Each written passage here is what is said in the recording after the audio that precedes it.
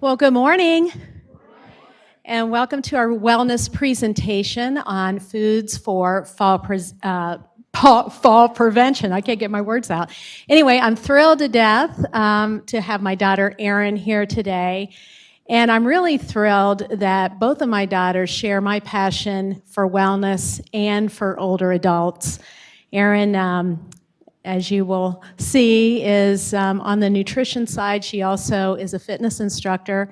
And my older daughter out in Denver works in home health with older adults. So I'm so very proud of that. But anyway, it's my pleasure to introduce my daughter, Erin Rogers. Thanks, Mom. Let's do a little test. Okay, good morning. How is everyone? Good. Cool. Well, thank you for the introduction, Mom. My name is Erin. This place is super special for me. So Friendship Village was actually my first job, and I recognize a few of you. Still looking fabulous, all of you. But I worked here for 7 years, and all throughout high school and part of college. So it's so nice to be able to come back and do things like this. So I live out in Arizona now. And I work as a registered dietitian and lactation consultant. So really most of my work is a lot of pregnant women, breastfeeding women, infants, and children. So I work in community health there, but as Mom mentioned, definitely have a passion for working with older adults as well. So I'm super excited to get to share this with you today. So let's get started. So we're gonna talk about foods for fall prevention. So what we're gonna talk about today is some statistics I'm going to share with you. We're gonna talk about risk factors, prevention, nutrition, and activity. So first, getting into statistics, and these are a little bit older, these rates, but more than 1 in 4 older adults fall each year. 1 in 5 of those falls results in serious injury. And falling once can double your chances of falling again. And something unfortunate that can happen is many who fall become afraid of falling again, which then kind of leads to decreased activity. And something that we'll talk a lot about today is just how important activity is. So we might be scared to fall, might not want to do as much, but when we don't do as much, we're kind of increasing our risk there by being sedentary and not getting that movement and creating strength. And then when we say serious injury here, that typically means something that leads to broken bones or head injuries. And then I also was able to get some statistics just for here at Friendship Village. So in the last 6 months, so looking from this past August to January, looks like we have 83 documented falls for independent living residents. And 31 of those falls resulted in hospitalization. So that's about 37% of those falls. And these are just documented falls. So there's likely more than this that weren't reported or no one knew about. So this is probably a more conservative statistic on falls just here. So let's get a little bit deeper into those risk factors. So some things that might increase the chances of having a fall. Those might just be lower body weakness, could be vitamin D deficiency, and we'll definitely get a little bit deeper into that coming up here. Difficulties with walking or with balance, certain medications, vision problems, foot pain or poor footwear, and then just any kind of home hazards. And then I also wanted to spend some time talking about another risk factor, which is osteoporosis. Osteoporosis, and you can see this picture. So really we're looking at a lower bone mass and bone density. So you can see this picture on the left here, kind of healthy bone. So you see it looks really dense. There's a lot less of those little holes. And then you see this picture on the right where you see a lot less density, a lot more of those kind of holes there. The thing with osteoporosis is that it can increase fractures, especially in the hip, spine, and wrist. And oftentimes it's called the silent disease because there don't tend to be a lot of symptoms. Most people don't find out that they have this until they have some kind of fracture or fall, and then it's figured out then. especially common in women. I'm looking at my audience, and I definitely see more and more women here than men, so women especially are at a greater risk for this. And then few patients with osteoporotic fractures are referred for an eval and medical treatment. So this is a plug to take advantage of that, making sure that you're talking with your provider about getting tested. So typically it's like that full body bone density kind of test, and that's really important. And then another statistic here, in the US, more than 53 million already have or at high risk related to low bone mass. So again, really talk to your provider about getting that evaluation, because so many people don't know they have it until they already are hurt. But the most important thing, let's talk about prevention, right? That's what we really want to know about. And I just want to say here is, we're going to talk about bone strength, which is so important. And while there might not be, sorry if this is a big spoiler for anyone, there might not be anything special, one particular thing to eat that's totally going to prevent your risk of a fall. But what we want to focus on is, if there is a fall, how can we make that risk lower as far as the seriousness of that? So there's definitely things we can do to stay healthier, but the biggest thing too is sometimes there might be an unavoidable fall, but that can definitely be a big range of seriousness. So what can we do to make sure that we are as strong as possible? So if that does happen, there isn't as much of a risk of injury, and really focusing on bone strength is a big part of that. So bone is living tissue that can become stronger, which is nice, right? We can do things to make it better than it is. And again, it can help prevent serious injury if fall does occur. And there's several ways that we can maintain and help that bone strength.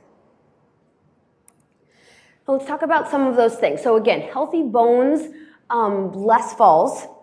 So staying active is important, getting enough calcium and vitamin D, limiting, but don't have to fully omit alcohol use, okay? Quit smoking and maintaining a healthy weight. And you'll see some bolded. We'll spend a lot more time talking about activity, calcium and vitamin D, and also maintaining a healthy weight. Everybody with me so far? Okay. All right, so let's look a little bit closer at calcium and vitamin D. So calcium is needed to maintain healthy, strong bones throughout life. And a lot of us don't get enough, and we need even more as we get older.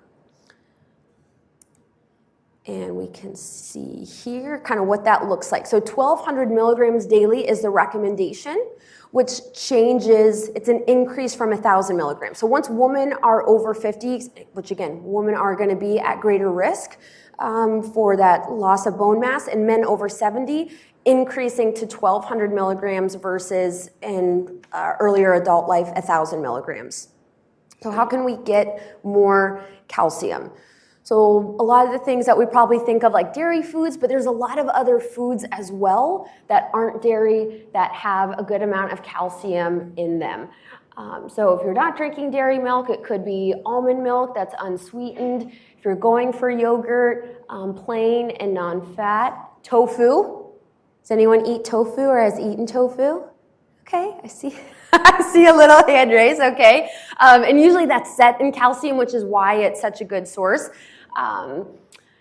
Also, grapefruit juice or orange juice is typically fortified. Sardines, do I have any sardine likers, takers? Okay. I feel like sardines are definitely having like a comeback right now. So tinned fish, very in style. So if you've never tried sardines or you haven't in a long time, I would encourage you to try. And then again, we're really getting that calcium there because there tend to be those little, they're soft, but little bones in there. So that's helping us get a lot more calcium. So if you haven't tried sardines, try them. They're good. You can kind of use them the same as you would a canned tuna.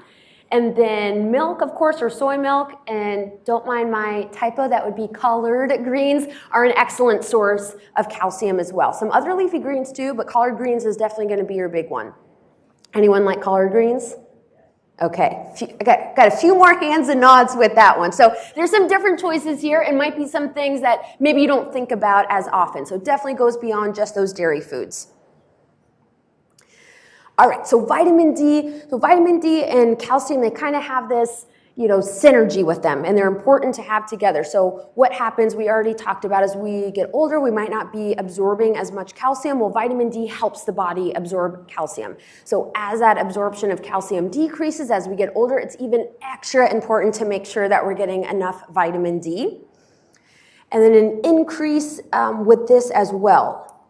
So as we get older, yes, fancy transition. So 800 IU daily for both women and men, and that is an increase from 600 IU in earlier adulthood. So over 70, start to see that increase to 800 IU. So let's talk about some vitamin D sources.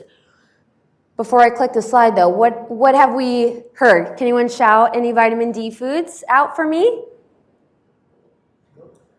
Okay, I'm hearing milk. Any other ideas?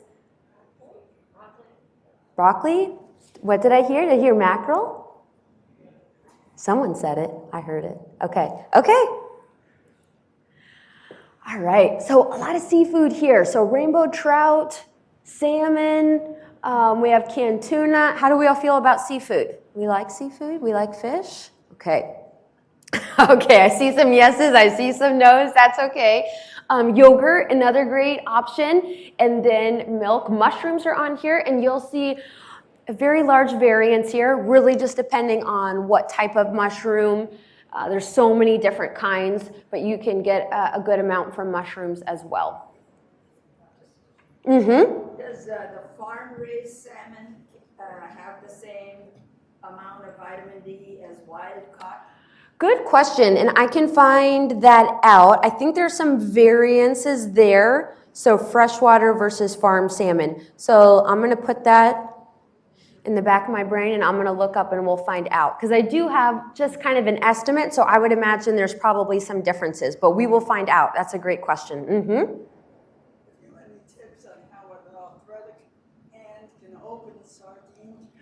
What a great question. Yes, and I will say, that's such a great question. I will say they're making a lot more of the fish, so besides just in the tin, the pouches might be a better option too. Repeat the question. Yep, so the question was, do you have any tips for someone that might have arthritis and have trouble opening those cans? Right, so whether it's sardines or other kinds, and a good option there could be buying something that's in a pouch, which will be easier to open than that can. So that might be a good option. Great question. Any other questions right now? Why do you have mushroom for 2 IUs? Yeah, because there's a big range. And there's so many different kinds of mushrooms and how they're foraged and things like that. So it could be a very large range, yeah. So it's hard to say. I wasn't able to find, I don't, but I can definitely try to find out and see if it's a typical type, or it might just be about the way it's foraged or where it's from. But if I can find any more specific information, I will definitely let you know. Yeah? Okay, so let's talk about some other diet factors and sodium and protein. So these are things that can affect our needs for calcium.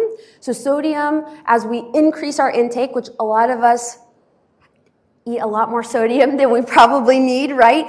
So what happens as we have more of that is we start to increase the amount of calcium that we're excreting in our urine. So higher salt diets need more calcium. So just another plug of why it's important to kind of keep those sodium levels in check, and we'll talk about what those are, just so we're protecting that calcium that we are getting in.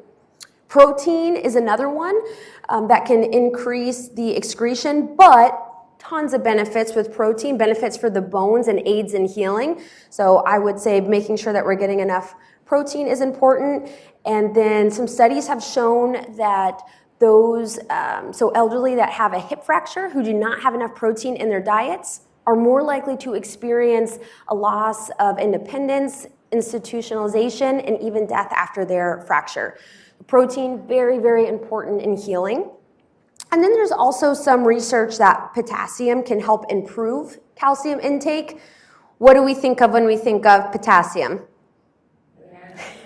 Yes, which are a good source, but there's some other great sources too. So actually one of the biggest sources of potassium is going to be a baked potato with the skin on.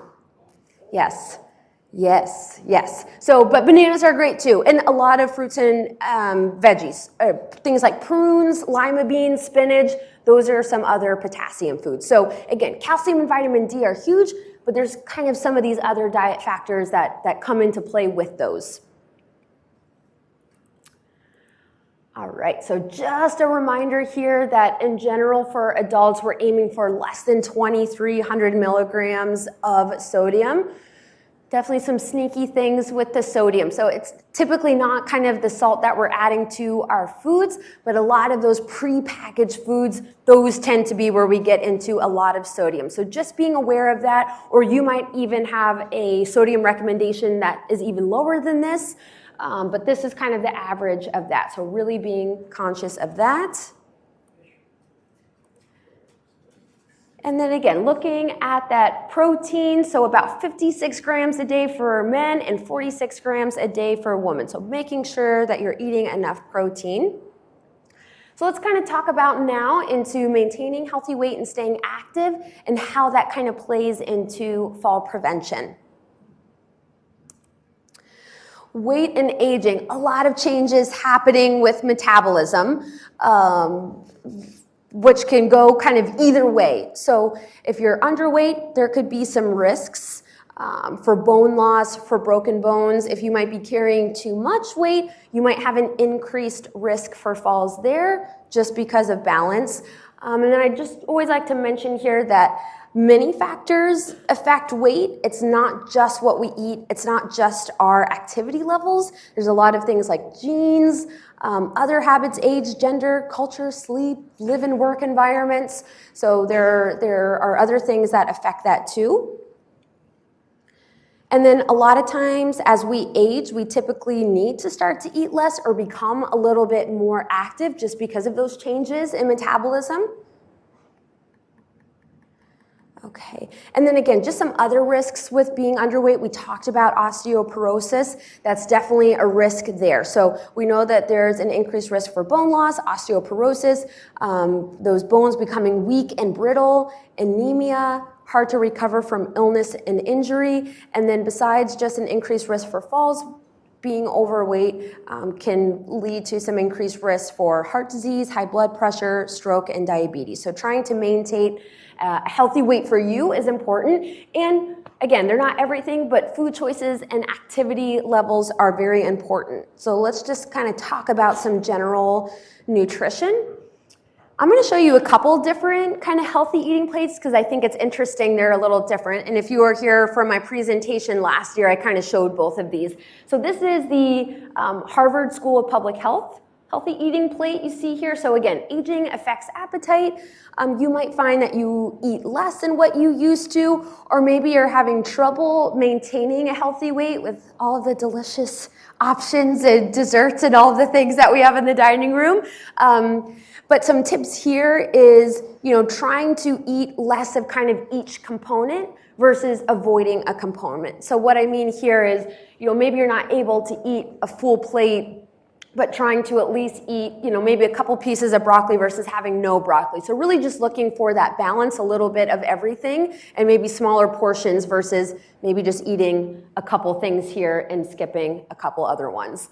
And maybe you've been told that you need to gain weight. So here, really trying to increase portions of more balanced foods. There's lots of foods that have like higher fat levels or higher calories that still have a lot of nutrients in them versus foods that might have a lot of added sugars or saturated fats.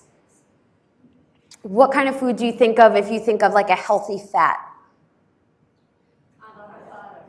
Good. I heard avocado, peanut butter. So those are examples of some foods that you can add a lot of calories and fat, but I like to say you're still getting a lot of bang for your buck. So you're getting more fat and calories, but you're getting a lot of vitamins and nutrients too. So it might be good to add some more of those foods in. Also those fatty fish, like we mentioned salmon already, that's a great choice as well. And then just looking a little bit deeper, again, this comes from Harvard School of Public Health here. So they emphasize staying active, drinking a lot of water, eating whole grains, choosing fish, poultry, beans, and nuts, kind of limiting red meat and cheese and things like cold cuts and processed meats, eating lots of fruits, lots of veggies, really trying to get a lot of variety, so eating different things all the time, and then focusing on healthy oils, so like olive or canola oil. Anything that you don't notice with this healthy eating plate? Sweets. Yeah, you don't see sweets, yeah? Dessert. No dairy on this one, which is kind of interesting. And then I'll show you, so this is the Choose My Plate. So it looks very similar, right? You see a little bit more emphasis on the dairy here. But again, still emphasizing to be physically active, talking about fruits and veggies as kind of half that plate. Talking about whole grains, and again, varying those protein choices. So thinking about letting things like beans be the star of the show or eating a little bit more seafood. All right. Now we'll move into activity. So the recommendation for activity would be about 150 minutes weekly, or thinking maybe about 30 minutes most days. Who feels like they get that much exercise? Okay, I saw a couple of hands go up very fast. Okay, fantastic. Really important to build and strengthen muscles, but again, we're talking about that maintaining both bone health, the strength of those bones. Lots of other great benefits too. So keeping those energy levels up, which is good, right? So if the energy levels are up, you're more alert and aware, which is also something that can help protect you from falls. Boosting metabolism, enhancing mood, and then again, can also help prevent osteoporosis. And I think this is a good time to like get moving and maybe do a little activity. How do you all feel about that? I saw a couple eyes get wide at me. We ready to maybe try to move a little bit? And I'm gonna have the, we can't do any movement without having Jeannie up here. Yes. Yes. Yes, in the high heels and everything. And then again, really focusing on balance, flexibility, and strength. So that's what we're aiming for. That's the kind of exercise that's really going to kind of help prevent falls.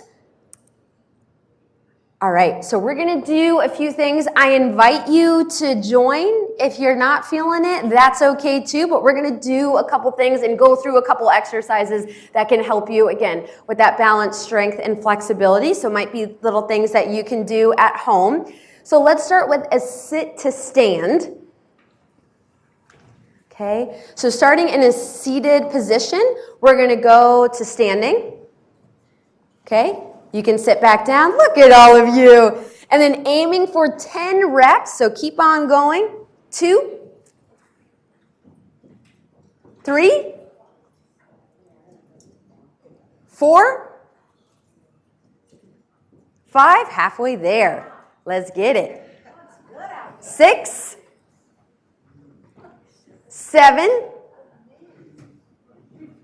8. Last 2. 9, 10. Fantastic. Love it. So 10 reps. That's what you're looking for 2 times a day. Then let's start to work with some balance. So the first balance that we'll try is just standing with the feet apart. So think about hip width distance. And then let's aim for just starting with 10 seconds. So 10, 8, 6, 4, 3, 2, 1. Fantastic. And then you can build your way up to 30 seconds. And again, trying 5 different reps of that 2 times a day. So now we're still balancing. Let's try feet together. Okay, test his balance a little bit more. So toes together, heels together, and then let's give it the full 30 and just see how it feels. Yes. 30. Everyone looks so strong in here this morning. I got to challenge you a little bit. I'm going to say we're down to 15. 10. 5, 4, 3, 2, 1. Amazing. All right, now, this is extra tricky one. If you want to try, let's give the balance on one foot, and we'll do 10 seconds on each side. How does that sound? So let's start, plant that left foot. Let's lift the right foot. Okay. I find a little extra squeeze right here in the middle helps. 4, 3, 2, 1. Let's set it down. Try the left side just to even it out. 10 seconds. 4, 3, 2, 1. And it's okay for one side to be more unstable than the other, and that's why it's good to work the one side. And then let's just try one more if you want. We'll go 10 seconds. You can keep your feet about hip width distance, and let's try eyes closed if you want. 10. 5, 4, 3, 2, 1. Woo! Okay, fantastic. So those are little things that you can try on top of course, all the amazing classes that you have here, but those are some things, sitting to standing, trying that balancing to keep everything strong. Thank you, Mom. You're not quite done. I have one more. This is what let's grab that mat. This is what I like to call, the challenge move. You can do it, Jeannie. Who wants to give this one a try? Why not? So again, we kind of talked about those little balancing exercises, but some other things. So walking, strength training, dancing, yoga and Tai Chi, stair climbing, hiking, bicycling, swimming, gardening. Those are all things, again, focusing on that balance, strength, and flexibility. A little crow.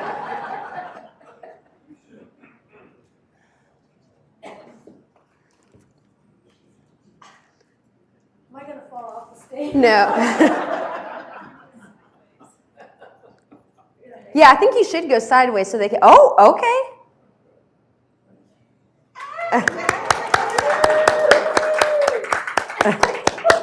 Longer than I could do it. Fantastic. So yeah, if you ever want to try, that one, whatever you want to do.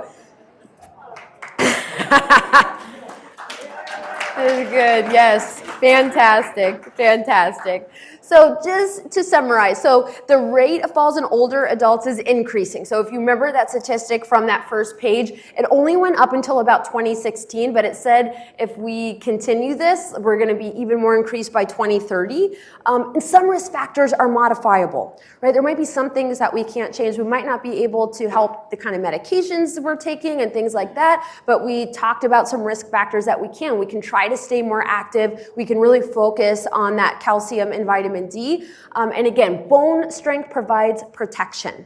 So maybe protection is really a better word than prevention. And really the cornerstone of that is thinking about how can we maintain that bone health or even make those bones stronger than they are now.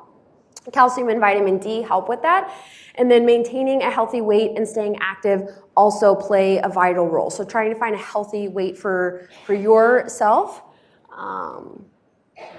Those are all things that we're aiming to do. I have lots of references here, and I know I had a couple questions that I'm going to look into, which were the differences between a farm-raised and a freshwater salmon, and then also about if we can find any kind of specific kind of mushroom species that have kind of those way higher, because there's quite a range for mushrooms, anything that has a higher level.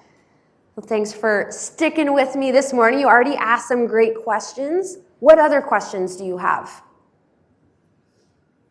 I have your answers. Oh, my girl. No. Okay. So farm-raised salmon does have less of the... Which makes sense. The vitamin D. Yes. Okay. Yep. And also the omega-3 fatty acids. Yes. They're not raised on the same diet as the wild-caught salmon that consume krill. Yes. Yep.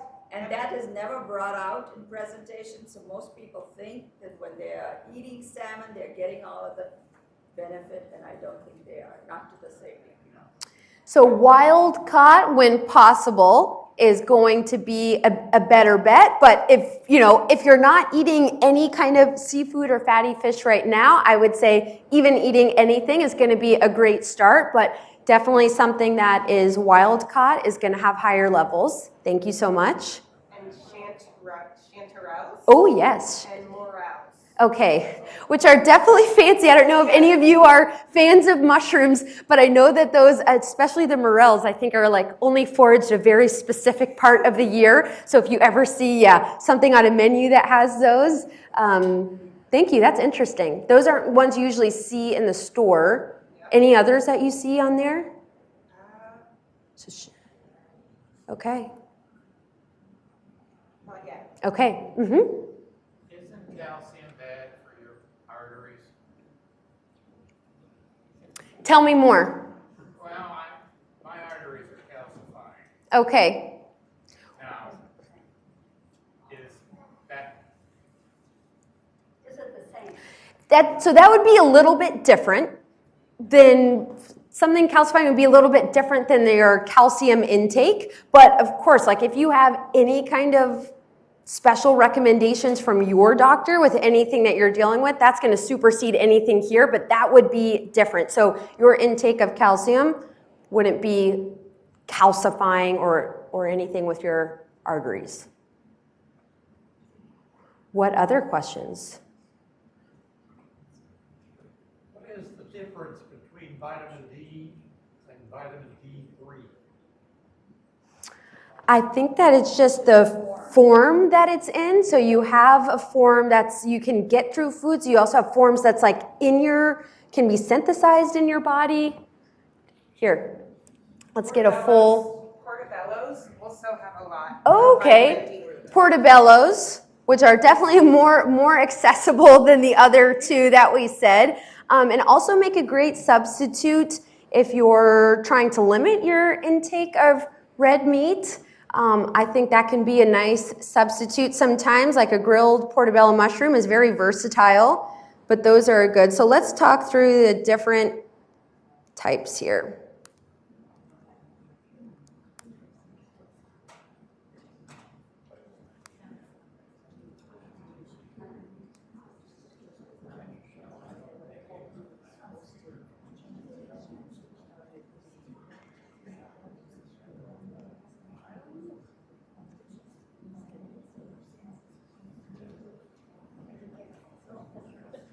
Okay.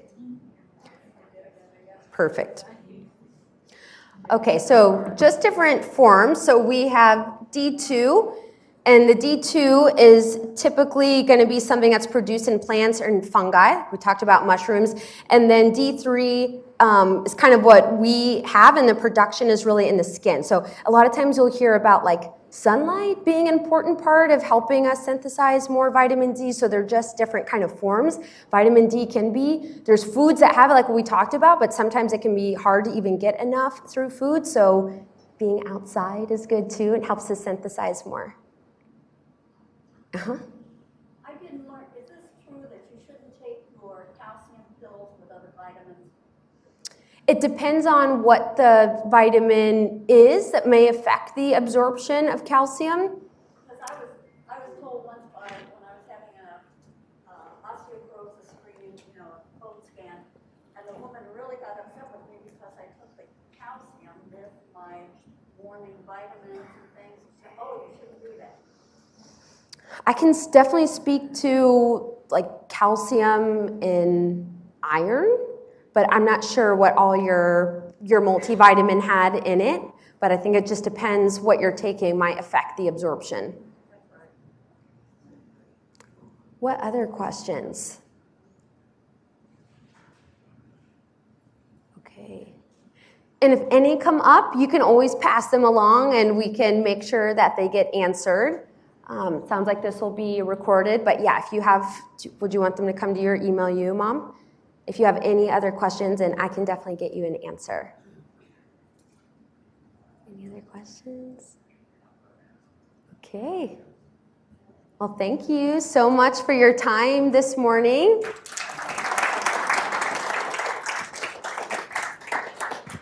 Thank you, Erin, for presenting and coming all the way from Arizona to present and spend time with your mom. I was hoping when she said the topic was going to be foods for fall prevention, it would be a piece of chocolate. Everything in moderation. Right, right. Well, thank you all for joining us today. Have a wonderful day, and thank you again, Erin.